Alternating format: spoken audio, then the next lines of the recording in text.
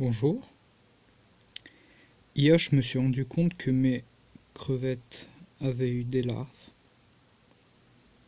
Alors, cette crevette, c'est Alocaridina rubra. C'est une petite crevette rouge qui vient de Hawaï et qui vit pas en eau douce, mais en eau saumâtre, donc légèrement salée.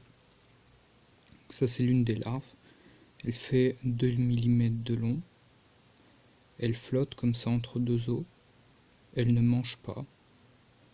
Elle fait que flotter pendant 15 jours.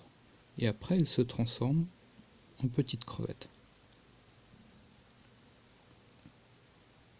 C'est un animal qui est très facile à maintenir, mais qui est malheureusement difficile à trouver. Hop.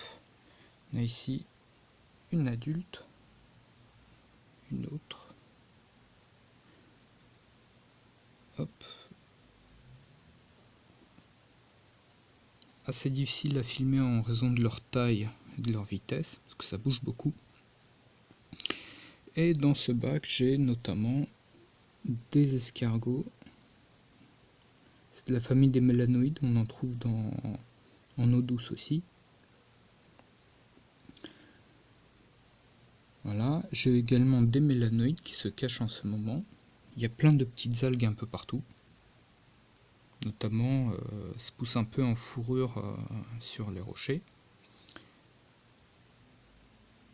J'ai mis des roches volcaniques pour imiter un peu l'environnement de ces crevettes, c'est-à-dire des trous dans la roche volcanique près de la mer à Hawaï, où se mélange l'eau de mer et l'eau douce. Je ne chauffe pas cet aquarium, il n'y a pas besoin de chauffer, même s'il fait assez chaud dans leur environnement naturel. On n'a pas l'habitude de chauffer ces aquariums. Ici une autre algue, Cladophora.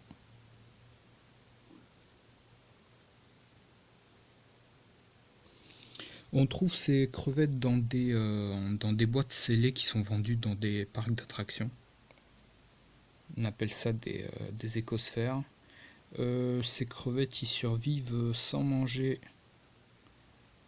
pendant maximum 5 ans. Pendant ce temps, elles rapetissent, ce qui n'est pas normal pour un animal de rapetisser avec le temps. Et si on les maintient correctement, comme ça, en aquarium, ça peut vivre plus de 20 ans. On ne connaît pas l'espérance de vie exacte. On sait que ça peut vivre plus de 20 ans. Voilà.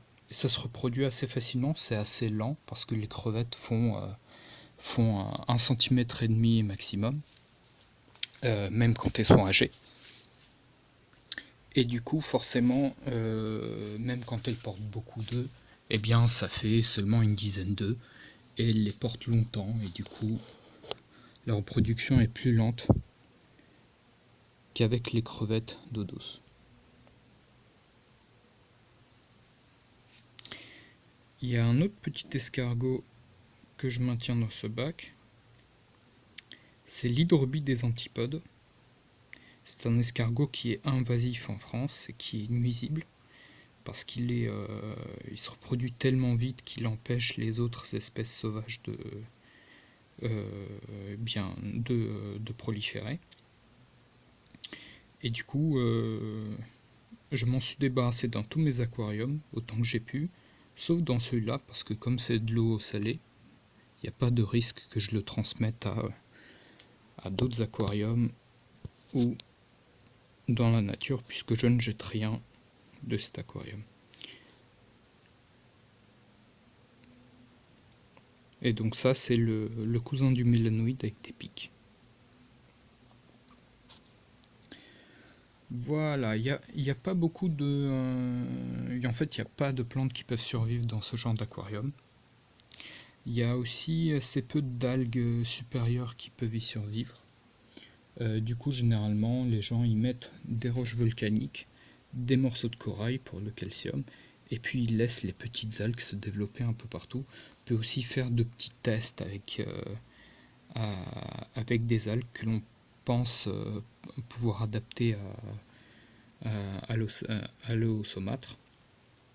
On peut faire des tests avec certaines plante.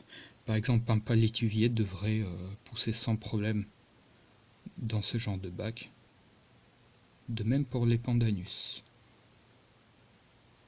Ah, voilà. Non, on voit bien l'une des crevettes, autant qu'on peut. Voilà, elles sont très rouges. Elles sont très rouges et elles sont naturellement rouges. Ce n'est pas une sélection, hein. Elles sont comme ça dans la nature. Elles peuvent être tellement nombreuses dans un marécage salé que l'eau en devient rouge elle-même.